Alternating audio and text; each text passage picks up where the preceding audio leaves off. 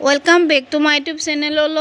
অসমবাসীলৈ মই আন্তৰিক শুভেচ্ছা জ্ঞাপন কৰিছোঁ আৰু লগতে সো গাইজ আজি মই আন এটি ভিডিঅ' আপোনালোকক পুষ্টিটো কৰিছোঁ।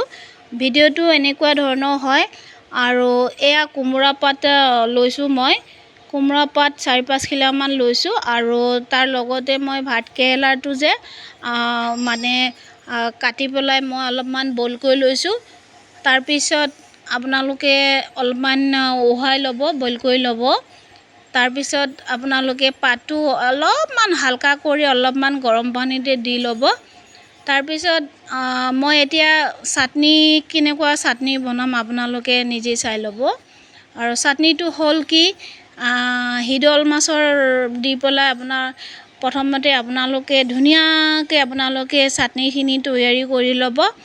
এয়া হিদল মাছ হয়। মাছখিনি মই প্ৰথমতে ধুই ল'লোঁ। তাৰ পিছত আদা নহৰু আৰু পিঁয়াজ দি কিনি আৰু মই তাতে চাটনিখিনি মই তৈয়াৰী কৰিলোঁ। তাৰ পিছত এয়া মই বেচনকণ ইয়াতে মই প্ৰয়োগ কৰি লৈছোঁ আৰু বেচনৰ লগত আপোনালোকে অকণমান হালধি ঢালিব আৰু সোৱাদ পৰিমাণে আপোনালোকে নিমখ ঢালিব। তাৰ পিছত মই চাটনিখিনি তৈয়াৰী কৰি এতিয়া বৰ্তমান প্ৰথমতে মই কুমুৰা পাতখিনিত মই মাজত ভৰালোঁ আৰু এতিয়া বৰ্তমান মই তেলত ফ্ৰাই কৰিম আৰু এই পকৰীকেইটা আপোনালোকে নিশ্চয় খাই চাবচোন গাইজ। আৰু এয়া মোৰ এতিয়া বৰাটো হৈ গ'ল। কুমুৰা বৰা বনাইছোঁ, এনেকৈ মই পকৰীকেইটা বনাইছোঁ আৰু ইয়াত ঢালিছোঁ সেই চাটনিখিনি, মাছৰ চাটনিখিনি ঢালিছোঁ মই আৰু কেঁচা জলকীয়া পিঁয়াজ আদা আপোনালোকে গোটেইখিনিয়ে প্ৰয়োগ কৰিব। তাৰপিছত মই তেলত ভাজি ল'ম, ফ্ৰাই কৰি ল'ম পকৰীকেইটা।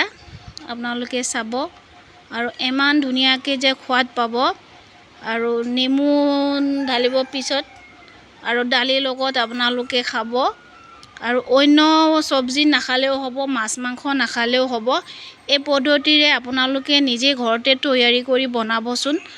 আৰু মোৰ ভিডিঅ'টো যদি ভাল পায় লগতে আপোনালোকে ছাবস্ক্ৰাইব কৰি দিব নাপাহৰিব আৰু লগতে শ্বেয়াৰ কৰি দিব, বহুত শ্বেয়াৰ কৰিব আপোনালোকে। মোৰ এই ভিডিঅ'টোৰ জৰিয়তে যিখিনি নাজানে বাৰু সেইখিনি আপোনালোকে কৰিব, চাই ল'ব।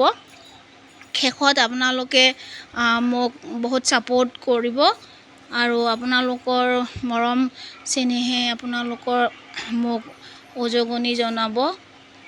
আৰু শেষত মই আপোনালোক অসমবাসীলৈ মই ধন্যবাদ কৃতজ্ঞতা জ্ঞাপন কৰিলোঁ।